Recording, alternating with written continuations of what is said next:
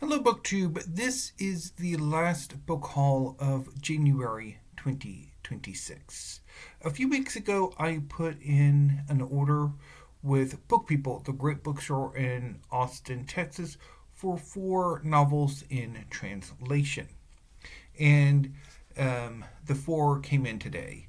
After spending a few days at the post office because of the recent winter storm, which we are still waiting for everything to melt. One side of my apartment is mostly fully melted. The other side, outside this window, is still fairly icy. Anyway, so let's get started. First step is on the calculation of Volume 1 by Solvej Balle, translated from the Danish by Barbara Haveland. Tara Selter, the heroine of On the Calculation of Volume, has involuntarily stepped off the train of time. In her world, the 18th of November repeats itself endlessly. We meet Tara on her 121st 18th of November. She no longer experiences the changes of days, weeks, months, or seasons. She finds herself in a lonely new reality without being able to explain why. How is it that she wakes every morning into the same day, knowing to the exact second when the blackbird will burst into song and when the rain will begin? Will she ever be able to share this strange existence with her beloved and now chronically baffled husband?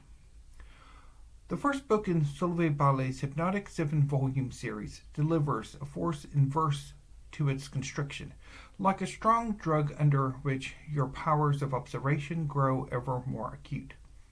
With an otherworldly attunement, Balle brings enthralling new dimensions from time and its hapless moral subjects. Real looking forward to that. Next is Boulder by Eva Baltasar, translated from, I think, either the Spanish or the Catalan, by Julia Sanches.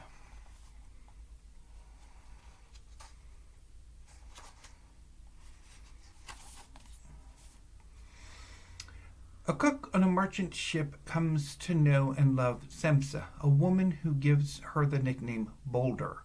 When Semsa gets a job in Reykjavik and the couple decides to move in together, Semsa declares that she wants to have a child now that they are settled. She is already 40 and can't bear to let the opportunity pass her by.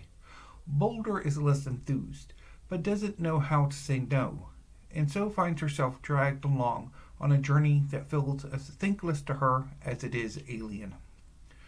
With motherhood changing Semsa into a stranger, Boulder must decide where her priorities lie and whether her yearning for love can ever truly trump her yearning for freedom. In Boulder, Eva Baltasar again demonstrates her preeminence as a chronicler of queer voices struggling to be heard in a hostile world, and in language as brittle and beautiful as that of an ancient saga. So, I'll talk a bit more about that once I finish talking about each individual book. So, heard a lot of great things about Boulder. Next is We Are Green and Trembling by Gabriela Cabezon Camara, translated from the Spanish by Robin Myers. Deep in the wilds of the New World, Antonio de Rosso begins to write a letter to his aunt, the prioress of the Basque convent he escaped as a young girl. Since fleeing a dead-end life as a nun, he's become Antonio and undertaken monumental adventures. He has been a cabin boy, mule driver, shopkeeper, and conquistador. Now caring for 2 Guarani girls he rescued from enslavement and hounded by the army he deserted, this protean protagonist contemplates one more metamorphosis.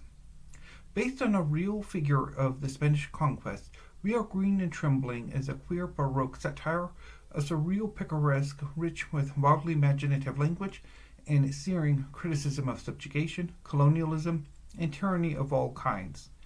In this masterful subversion of Latin American history, Cabezon Camara finds in the rainforest a magically alive space where transformation is not only possible but necessary.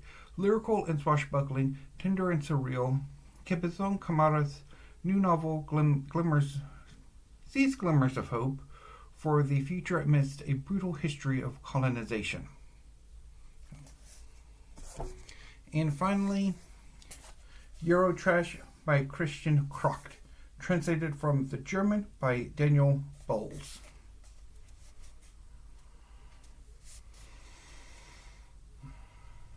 From the great German language writer of his generation, this is from Joshua Cohen, comes the second novel of Christian Kracht's career, narrated by an eponymous Christian.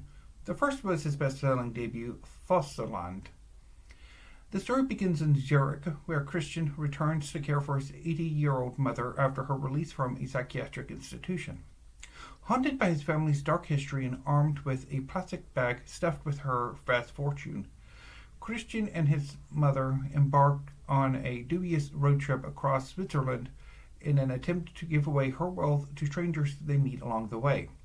What unfolds is a tale that is by turns disturbing, hilarious, and achingly poignant as Christian grapples with the ghosts of his past, the fraught dynamics of his relationship with his mother, and the complexities of love, guilt, and inheritance. And unforgettable as it is unflinching, Eurotrash cements Kracht's place as one of the most daring and insightful voices in literature today. So,